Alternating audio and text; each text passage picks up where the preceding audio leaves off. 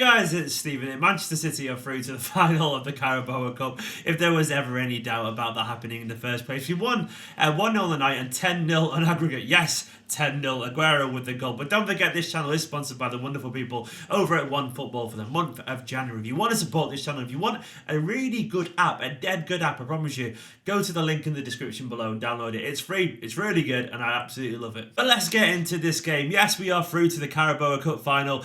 This one was always going to be a game that was going to be very easy, we're being honest. We were already 9-0 up from the first leg, and there was absolutely no doubt that we were obviously going to progress into the final against Chelsea or Spurs, depending on who pulls through in that tie. And this game was mainly talking about who was going to play in terms of what youngsters were going to play, would any be involved. And in the end, Pep was relatively good to his word on that front. There were some kids involved, there were some that maybe could have been involved, and maybe some that probably shouldn't have been involved in terms of they were there for no reason other than to sit on the bench. But this game came only 24 hours after the Checker Trophy game against Sunderland, where they crashed out 2-0, the under-21s, under-23s even.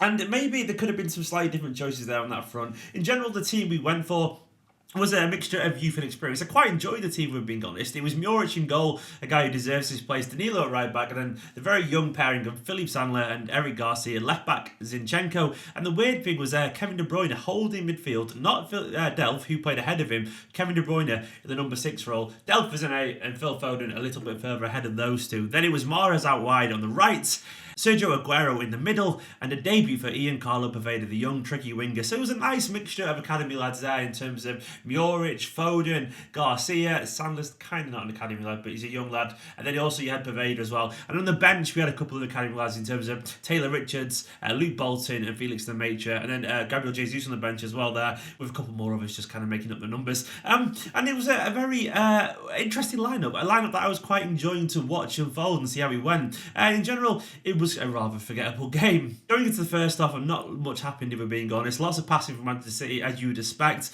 Burton largely sat really deep. There was a couple of little chances, one for Mahrez in particular where he chose the shot for some God knows reason when Aguero was free to pass. But later on, he made the right choice when he broke through after a beautiful through ball from Kevin De Bruyne. Probably the only real quality moment of the game, apart from a couple of little flicks and turns from other players. But the moment of the game was De Bruyne's pass to Mahrez, who then cuts it back for Aguero to put it into the bottom corner. After that, I think Mahrez also had a shot at one point where he killed it wide a little bit. But it wasn't really much to report in the first half. And the second half largely played the same. I got to say, in the second half, fair play to Burton. They came out with some energy. They went for us a little bit more. They pressed higher. They looked to try and close down the young centre-back pairing of Sandler and Garcia, who largely dealt with it pretty well. And Muric had a couple of moments where he had to rush off his line. And we saw a few changes. Obviously, Mendy came on, and we saw Gabriel Jesus come on, and the debut for Felix Nmecha as well. But there wasn't really loads to report. In general, we just about kind of got through the game, really. It was a game that was obviously dead from the start. It was a decent atmosphere in the stadium by the looks of it. The Burton fans nice and loud. And once again, the travelling away Man City fans, big shout out to them for making plenty of noise. But it was a game largely forgettable. A game that was kind of disjointed, as you'd expect. In the second half, eventually, it's kind of passed without any real note. Hardly any good chances, really, apart from a couple of little moments. Gabriel Jesus, in particular, had one shot towards the end where he could have scored. But it was a forgettable 90 minutes. On to the individuals. I actually thought Muric had a really good game. One moment where he looked like he might have misjudged the pace of a pass early on, but he got away with that. And in general, he had a few moments where he rushed out really well, really strong. He's a big lad, he's a unit of a player, and closed down really well. And he saved the arse of Felix Sandler at one point with a great save after the ball being given away in the centre of the pitch. And his distribution is very good. I honestly think that he's the closest thing to Edison that we've actually got in terms of his all-round game and his composure. I think he's more similar than Bravo is. Now, obviously, Bravo has the experience. He was fantastic in the Cups for his last season, and largely pretty good last season in general after his shock over first season.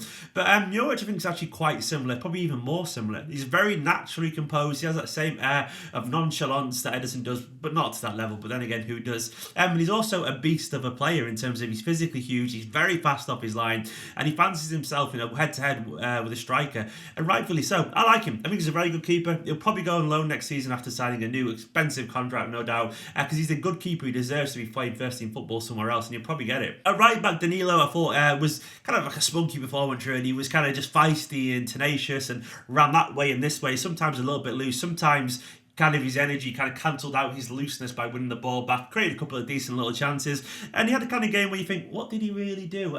Nothing wrong, I don't think, but nothing overly right either. He was just there in a dysfunctional team, playing quite well and getting another good 90 minutes under his belt. A decent little performance for him. It was the centre-back pairing for me that was the most interesting part of this game. I really liked Sandler. I'm going to put that out there. I think he's a good player. I can see why we bought him in. I can see why the promise is there. I've got to say, though, really, he reminds me of Jason Denayer. I don't think that's an unfair comparison. Someone mentioned that on Twitter, and I thought, you know what? I can actually see that in his game. The one thing I like about Sandler, though, is he's so composed on the ball. And this was a good full debut for him after, he's made his debut already as a substitute against Rotherham. But I liked the fact that he was really composed and he was really comfortable on the ball. And he passed out a couple of times where he was under pressure and he stepped into midfield. Obviously, he had one huge mistake, which will allow anyone who's lacking real match fitness and is still getting his way back into first team football after a long injury, and also still adapting to this country, of course, when he kind of got caught in possession, a bit too cocky for his own good, and then he slipped and then it caused a chance. It happens though, but in general I thought he was very commanding. He obviously has a decent turn of pace. He's a big unit of a player as well. He can hold his own in a physical battle. I like him a lot for the price he paid for him. I don't know what his future will be, but he seems like a good little player, as does Eric Garcia alongside him. Now I actually thought this was Eric Garcia's biggest test of his professional career so far. Likewise from Muric actually. And I thought Garcia in general should be quite proud of himself. He's only recently turned 18. He's not the biggest lad in the world, but he obviously he's very intelligent and a very likeable player. There were some mistakes, if we're being totally honest. He did give the ball away a couple of times, a little bit too sloppily. The kind of things that Guardiola won't accept, but they have to put into account his age here, because he is as raw as they come. He's a youngster, and he's done so well to get the team this far, really, because he's been a big part of it. And I think he'll be happy with his performance, and he largely should be. Some lovely, smart interceptions, some good moments of strength as well for a guy who's not the biggest centre-back. Though there were some moments of sloppiness, I thought in general he had a decent game. Over 100 passes as well for a lad that young. That's got to be pretty impressive stuff, and fair play to him. Zinchenko left back, yeah, he was okay. Some nice moments linking up with Ian Carlo Poveda in the first half. A couple of moments where he looked awful defensively as ever, and some sloppy passes. He can't do that in my opinion. As a midfielder, he should be good at passing regardless if he's playing out of position. But that's Zinchenko for you in a nutshell. A very Zinchenko-like performance, really. Into midfield, De Bruyne started as a number 6, which was very strange for me. And not something I want to see much of. You wonder if Guardiola's been meaning to test this for a while. And he thought tonight's a kind of a free swing to test that idea out. And though he played the best pass of the game from a deep-lying quarterback position to set up the first goal, or the only goal even, I don't think it was much of a success. I think he looked a little bit uncomfortable, if I'm being honest, facing his own goal in the number 6 role. He's not a natural player there. I wouldn't like to see more of it. But it was the kind of performance that you just really forget. And Delph next to him as a number 8, more in the Aston Villa role. I thought it was a very mixed game. And he didn't play that badly. There were some moments where he did okay, some nice turns in midfield, some nice passes. But there were some moments where he looked a little bit too rash and a little bit hectic. The biggest thing I can say about Delph's performance is it didn't remind me of the comfortable, strong, reliable warrior that we had last season at left back, and he looked like someone who's the kind of backup that we had under the Pellegrini era, like the Fernando kind of role, where a little bit leggy, a little bit kind of all over the place, like they don't really belong in the squad, and that's the kind of performance Delph gave tonight. He's better than that, so I want to see him back to the level where he was last season, ideally, but at the moment he's not there for whatever reason, and it'd be nice to get him back to that level because he looks a little bit like just a backup player, and the fact that he wasn't given the number 6 role to try, given the fact that it's really obvious that maybe he should be trying that as a potential for an Indian replacement, suggests to me that maybe Guardiola doesn't see his future there, which is a bit of a shame because that surely should be his best chance to get some football now Mendy's back.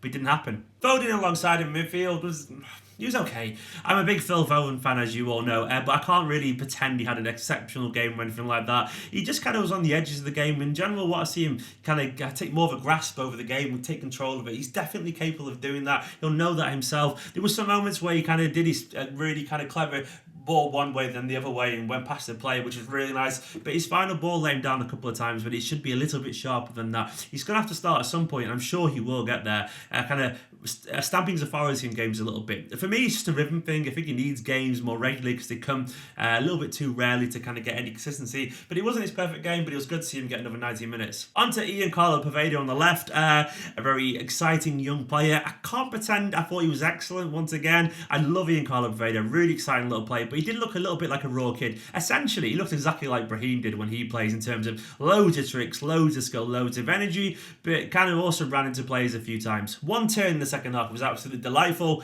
but it was very much a kind of Brahim kind of thing. I can understand why people are getting excited by it, because he likes seeing tricky young players, but he'll have to do a lot more, obviously, at some point in the future. But it was his debut. It was his debut, so obviously we can't be too critical there. I'm not trying to be. On the positive side, he was very intelligent. You can see his footwork, you can see his brightness and his pace and his skill. He's got it all in abundance. It's just a shame that he didn't get to play on the right wing, because that's where he's more comfortable. I've seen him cutting plenty of times and curl one to the far corner with his left foot or his natural foot. He's just better there, but he didn't get to go there, and I guess he'll just be happy to get on the pitch. He's a decent little debut, and hopefully it's the signs of more to come from him. On to Mahrez, and he was at parts equal times brilliant, equal times frustrating. That one moment in the first half kind of epitomised this season, where he chose to shoot from an impossible angle instead of squaring it to Aguero. That's the kind of stuff, if you're going to shoot from there, you've got to score, really, because that kind of thing, it doesn't go down too well. If you miss, you have to set up your striker there and score, and that's where Sane and Sterling will be making those passes. But then he did get it right eventually when he played it to Aguero for the first goal. Simple little cutback and a good finish. That's what he's got to be doing. He's also got to be making the most of these games, really, I think. He's a good player, clearly a very good player, but he's got to be bossing a game like this against Burton. You feel like Sterling and Sane would be, and they'd be running him into the ground, and we haven't quite seen it from him yet. It's an interesting one, because I don't want to go in too far on him, because I think he's obviously very, very good, but there's something not quite right about his comfortability as a Manchester City player. And I think the fact that he was left out the weekend was a message for him. And I think tonight it was a bit of an audition. I'm not sure if he passed that audition. He was clearly the most dangerous player in terms of you kept feeding him in, but he didn't make the most of those opportunities at all times. Something's got to click in his head. Hopefully he'll get there. On to Aguero. Yeah, once again, that was a forgettable appearance, if we're being honest. There's a good goal for a good finish. He also missed a sitter lay on, which would have been given offside, but he wouldn't have known that, and that was a sitter. But his finish was decent into the far corner. He kind of put himself out a little bit, ran around quite a bit, kind of barged into some defenders, played some alright passes, some sloppy passes. It was a forgettable hour before he was eventually replaced with Gabriel Jesus, who had a forgettable half an hour. Some nice little turns, some moments of skill. And one chance he should have really scored as the ball fell free to him after Danilo had some kind of decent work at the edge of the area. A lovely little drag back to put the defender on his arse, but then fired it straight at the keeper. And it was lovely to see Felix Nmecha make his debut. A very gifted, a very talented, elegant central midfielder. I thought he had a decent little cameo. One drive through the middle of the park showed what he's all about in terms of he's tall, he's strong, he glides past players. Someone compared him on Twitter recently to Dembele, the ex-Spurs lad, and I actually agree with that in the way he plays. He's a very elegant kind of player, somewhere between Dele Alli and Dembele. A very good little footballer, nice to see. Another Nmecha make his Manchester City debut. We've got another new set of brothers who play for Manchester City now, after the legends of the Brightwells and the Whitleys. That's one for the older bunch of fans who watch this channel. But also we got to see Benjamin Mendy return as well. It's nice to see him back. I think he needed the minutes, really, and I think he looked like he had plenty of energy, but his radar, his class was a bit off, but I'm sure he'll get back there eventually. Overall, it was a pretty naff game, if we're being totally honest. I was very disappointed that we didn't bring on one of Taylor Richards or Luke Bolton. I think the Aguero substitution for Gabriel Jesus was totally unnecessary. Luke Bolton has played as a striker recently in Checker J Trophy for the kids, and he's also played there when he was a lot younger. I know he's more of a right winger these days, but he can play there. He's physical, he's fast, he works hard. I would have loved to have seen him make his debut in this game, because he didn't really feel like we needed Gabriel Jesus, given the fact that we were 10-0 up at that point. Made no sense for me, and obviously I can understand why Taylor Richards didn't get on, because Mendy did need the game, so I understand that one. Someone's going to miss out, and I don't think that's particularly unfair. But in that case, if we're going to bring Jesus on, what's the point in them being on the bench at all, really? It's nice for them to go, but they could have been involved last night against Sunderland, which would have been a little bit more beneficial for their development. I don't really agree with that, and it's a bit of a shame that we didn't give them a chance to get some minutes, really, because they would have loved it. It would have meant the world for them. It would have been great for them. And Jesus just didn't need those minutes at all. But anyway, it's happened. It's over. We're in the Carabao Cup. We've seen some decent performances. A full debut for Sandler. Full debut for Poveda. Some more minutes for Eric Garcia and Foden. And another victory for Manchester City. I've been Stephen. I hope you've enjoyed this video. Let me know your thoughts in the comments below. Drop this video a like. Let me know what you think of this format as well, in terms of breaking down the review a little bit. And I will see you tomorrow for some video. What do you want me to see you talk about tomorrow? Let me know in the comments below. In a bit.